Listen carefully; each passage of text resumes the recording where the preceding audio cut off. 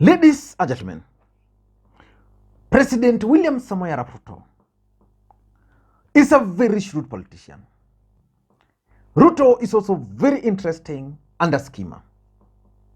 When William Ruto engineered a by-election in Bungoma by supporting Moses Masika Wetangula as the Speaker of the National Assembly, most people expected William Ruto to stick to Kenya Kwanza coalition agreement and support for the Kenya candidate in the subsequent by-election.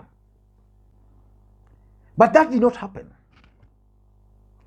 William Ruto is sponsoring a candidate in Bungoma. And that candidate is actually giving Moses Masika Wetangula sweat. Remember, Moses Masika Wetangula is the reason why William Ruto became the president of the Republic of Kenya. If you look at the voting pattern of the larger Luhya nation, Moses Masika Wetangula delivered in Bungoma. In fact, most people are saying that if, for example, Raila Odinga had stuck with Weta, it would not have been possible for William Ruto to win the presidency. But despite all those, William Ruto is heavily funding UDA candidate in Bungoma.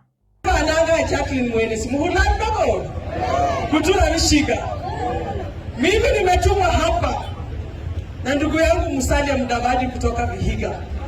Na Musalia Mudavadi akasema sio kwamba hakukuwa na mtu wa kusimamisha kama seneta hapa Bungoma kwa ANC. Lakini kwa heshima ya Mwambu Mabonga amesema watu wa Bungoma muunge mkono Mwambu Mabonga awe seneta wa Bungoma.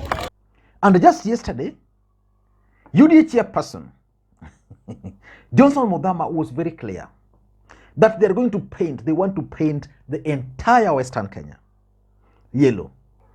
And Musalia Mudavadi and Wetangula yesterday teamed up and they have promised to deliver the seat to Ford Kenya. In this video, I want us to look at two things. Why Ruto is keen on Bungoma senatorial seat, and two, why Mudavadi and Wetangula are actually ganging up against Ruto's party in Bungoma. Before we do that, in case you're watching this channel for the first time, I want you to take a second or two, click that subscribe button so that next time we produce a video like this, YouTube will automatically notify you. And to the subscribers, I want to continue thanking you guys for your continued support, because without that support, this channel cannot be where it is now. Let us dive in straight. And by the way, for those who are subscribed, please, I want to make this request to you. For this particular video, just press that thumbs up. That's how you can support this channel. Now let us dive in. Why do you think William Ruto is keen on Bungoma? Because if you look at it critically, Wetangula delivered for Ruto. Ruto also delivered his promise to Wetangula. And also remember, Wetangula has accepted that William Ruto is the party leader. I mean, their coalition leader. And he's promised to support Ruto beyond 2027. But why would Ruto sponsor a candidate against Wetangula? Because, you know, we have Kenya Kwanza. Wetangula and Mudavadi joined Kenya Kwanza and they had an agreement. Weta was supposed to help Kenya Kwanza deliver Western Kenya, and their promise was 70%. If you look at Bungoma, probably they achieved that. So the question is, why would Ruto try to sponsor a candidate in Bungoma? Number one, William Ruto, being a schemer, is scheming to tame Wetangula. The fact is, the moment Wetangula stamped his authority in Bungoma by winning almost all those seats, William Ruto realized that there's a problem here. So the only way to tame Weta is by snatching the seat. Assuming we go for an election, because the by-election will be on 8th, assuming on 8th, we wake up on the 9th, and UDA candidate wins the seat, do you think Weta will have a voice? He won't have a voice. UDA will now have a voice. And that's the best way to tame him. And assuming they will go like that, then the Azimio candidate sneaks through. William Ruto shall have achieved the objective of taming him. And the other fact is, even if Weta were to win, then someone will take his calculator and calculate the number of votes Weta will get, party will get, UDA will get, and those of ODM party. And therefore, Moses Wetangula will be tamed. So that's the main objective why Ruto is actually sponsoring his candidate, who is supporting heavily. Number two, William Ruto and his UDA are keen on one thing. They want to make UDA as a political party the dominant party in areas they can influence. They want UDA to remain the dominant party in central Kenya, in western Kenya. If they succeed, they want it to be dominant party in the coastal region and in Ukambani. And unfortunately for them, in Ukambani, Kalonzo Musyoka is still very, very strong, and therefore they have a bit of problem.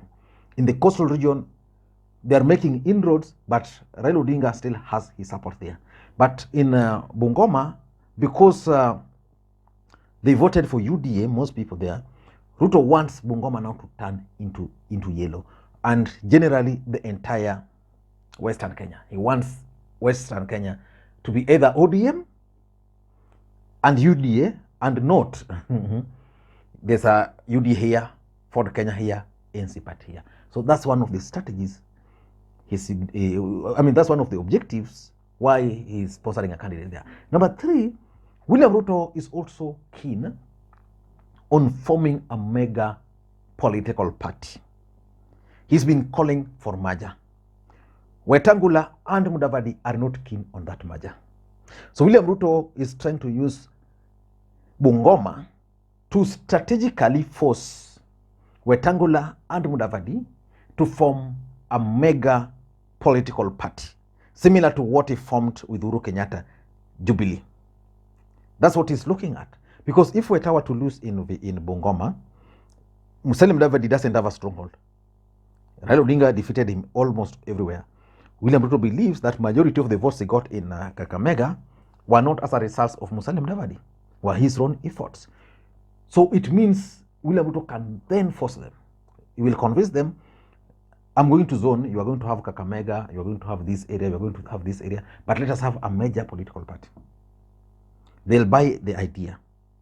They'll go into election. And because William Ruto learned his lessons during Jubilee, when Uhuru and the group took over the party, the truth is he will not allow Wetangula and Mudavadi to run away with the party. So those who will be elected will now swear their allegiance to William Ruto. So he can easily discard Wetangula and Mudavadi. So William Ruto is very strategic. He's looking at a way he can force Weta and Mudavadi into a merger. And lastly, why William Ruto is keen on sponsoring a candidate in Bungoma is that he wants to thwart any attempt to unite the Luhya nation. Which begs the question, who benefits when the Luhya nation is divided? And who is likely to benefit if the Luhya nation are united? Those are the questions. A united Luhya nation is not good for William Ruto. It's not good. That now the entire Luhya nation have agreed to follow Musalia Mudavadi as their leader and Wetangula as their leader. Do you think Ruto will agree to that? He can't, because the next day, these guys will decide to support someone else, and the Luhya nation, entire of it, will go with it. So a united Luhya nation is something which William Ruto is going to fight. And one of the ways of fighting the Luhya nation is by creating discord, which is doing effortlessly. After the by-election in Bungoma, rest assured, Boni Alwale, who else?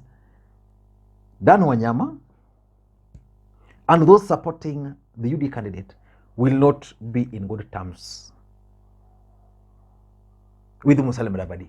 And William Ruto is likely to even sponsor them to fight Mudavadi and Weta. so that the Luhya unity, the elusive Luhya unity, will not be realized. So those are the main reasons why William Ruto is actually sponsoring a candidate in Bungoma. If you look at it critically, why would Ruto just decide to sponsor a candidate in Bungoma when already he's safe? He has a speaker from that area supporting him. They already voted for him. Most members of parliament from those regions, their allegiance is actually to none other than Weta and Ruto.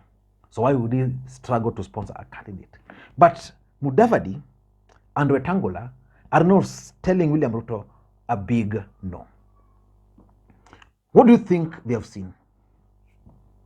Why do you think Wetangula and Mudavadi are telling Ruto, no way? For me, 3 reasons only. Number 1 is 2027 political survival. For Weta to survive,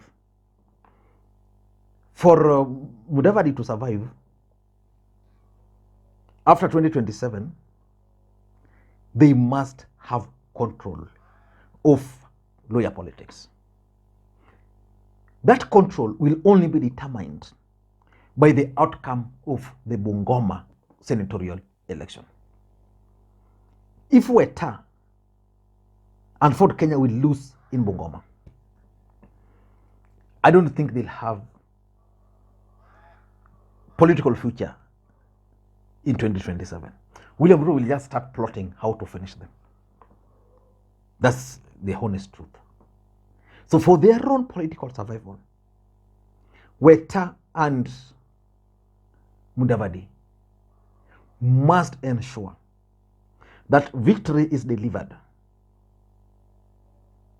to Ford Kenya. Then they'll have that bragging right. If they will fail, done deal. Number 2, Moses Wetangula and Musalia Mudavadi have read the scheme.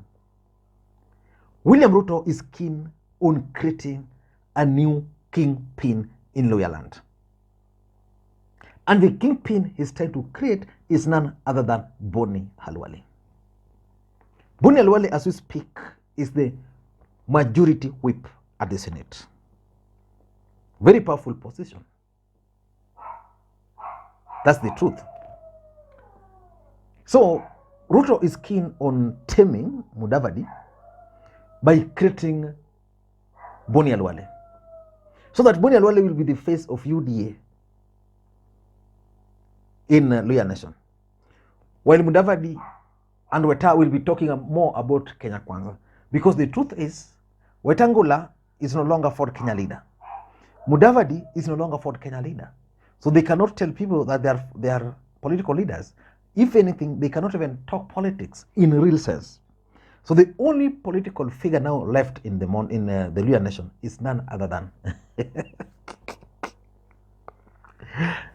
Boni Halwale, the majority whip. The rest, they don't have any political portfolio. And lastly, Weta and Mudavadi are trying to tell Ruto that they are the Luhya kingpin. They want to stamp their authority. They tried stamping their authority in the last election, but they missed it a bit. ODM spoiled the party for them in Busia, in Kakamega, in Vihiga. But William Ruto gave them that opportunity again when Musalia Mudavadi was made the 3rd in command in the country, and Weta was made the Speaker of the National Assembly. So they have that opportunity again to utilize. So they are now trying to stamp their authority. So if they are going to win that seat, rest assured, Weta is going to stamp his authority as the Luhya kingpin, and William Ruto will now respect him more. That is exactly what they are trying to look at. I don't know what you think. That's my take. In case you're watching the channel for the first time, please take a second or two, click that subscribe button so that next time we produce a video like this, YouTube will notify you. And for those who can send me coffee, 0712 741323. I'll appreciate the coffee. 200, 500 bob, 1,000 for those who can, more. Bye-bye for now.